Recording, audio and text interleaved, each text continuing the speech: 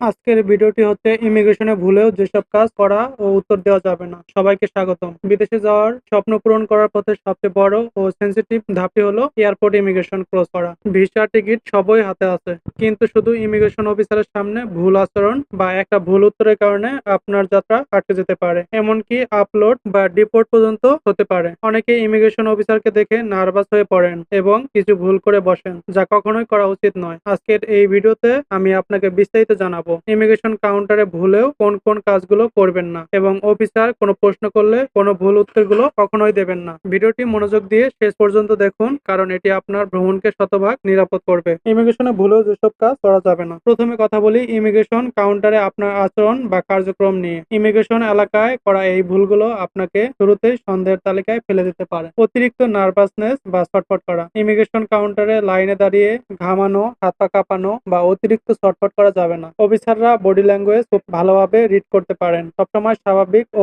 Confident থাকুন। Phone ব্যবহার বা ছবি ভিডিও তোলা, এটি ইমিগ্রেশন জোনের বড় একটি অপরাধ। কাউন্টারে দাঁড়িয়ে ফোনে কথা বলা, মেসেজিং করা বা ছবি তোলা সম্পূর্ণ নিষিদ্ধ। লাইনে থাকা অবস্থায় ফোন সাইলেন্ট বা পকেটে রাখুন। অহেতুক অতিরিক্ত কথা বলা। ইমিগ্রেশন অফিসার যতটুকু জানতে চেয়েছেন ঠিক ততটুকুর উত্তর দিন। নিজে থেকে আগ বাড়িয়ে কথা বলা বা অপ্রয়োজনীয় গল্প শুরু করা বোকামি। অস্পষ্ট ও অগোছালো কাগজপত্র জমা দেওয়া। অফিসার চাওয়া মাত্র ফাইল থেকে কাগজপত্র খুঁজতে গিয়ে হাহাকার করবেন না। পাসপোর্ট, ভিসা, ভর্তি, রিটার্ন টিকিট, হোটেল বুকিং এবং ইনভিটেশন লেটার আগেই এক ফাইলে গুছিয়ে হাতের কাছে রাখুন। ইশারায় কথা বলা বা চোখ মেলানো এড়িয়ে যাওয়া।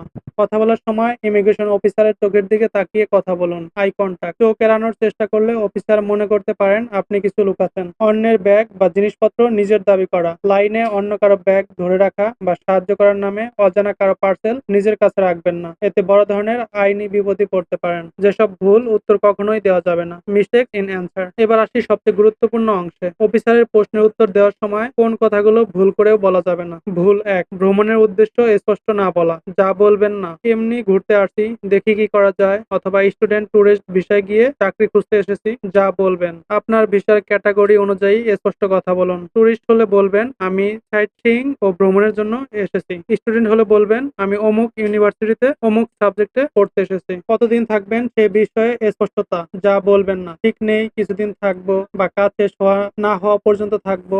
যা বলবেন, আপনার রিটার্ন টিকিটের তারিখের সাথে মিলিয়ে নির্দিষ্ট দিন বলুন। যেমন আমি 7 দিন থাকবো, 15 তারিখে আমার রিটার্ন ফ্লাইট। ভুল ৩, থাকার জায়গা বা হোটেল সম্পর্কিত ভুল তথ্য।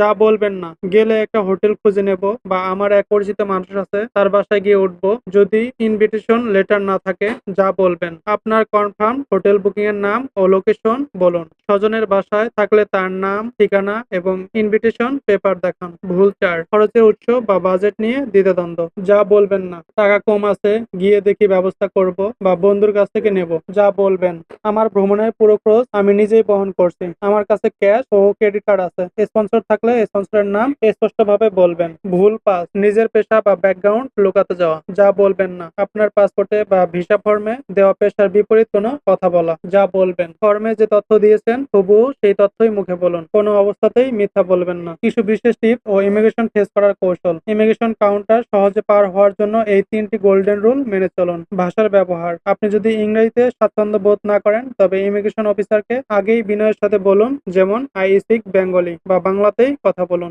ভুল ইংরেজি বলার চেয়ে সহজ ভাষায় স্পষ্ট উত্তর দেওয়া ভালো। নথির সত্যতা, রিটার্ন টিকিট এবং হোটেল বুকিং যেন ডামি না হয়ে 100% আসল ও ভ্যালিড হয়। আজকাল সিস্টেম থেকেই ইনস্ট্যান্ট চেক করা যায়। হাসি মুখে ও বিনয়, অফিসার প্রশ্ন করলে বিনয়ের সাথে মুচকি এসে উত্তর দিন। অযথা তর্ক করবেন না। মনে রাখবেন, ইমিগ্রেশন অফিসারদের কাজ আপনাকে আটকানো নয়, বরং তারা নিরাপত্তা নিশ্চিত করতে আপনার তথ্যগুলো সত্য কিনা তা যাচাই করেন। আপনি সৎ থাকলে এবং সঠিক তথ্য ও ডকুমেন্ট সাথে রাখলে ইমিগ্রেশন পার হওয়া মাত্র 2 মিনিটের ব্যাপার। আশা করি এই তথ্যগুলো আপনার ভবিষ্যৎ ভ্রমণে দারুণ কাজে আসবে। ভিডিওটি দরকারি মনে হলে লাইক দিন এবং আপনার যেসব বন্ধু বা আত্মীয় বিদেশে যাওয়ার প্রস্তুতি নিচ্ছে তাদের সাথে অবশ্যই শেয়ার করুন। কোনো প্রশ্ন থাকলে নিচে কমেন্ট করে জানান। সবাই ভালো থাকুন। শুভযাত্রা।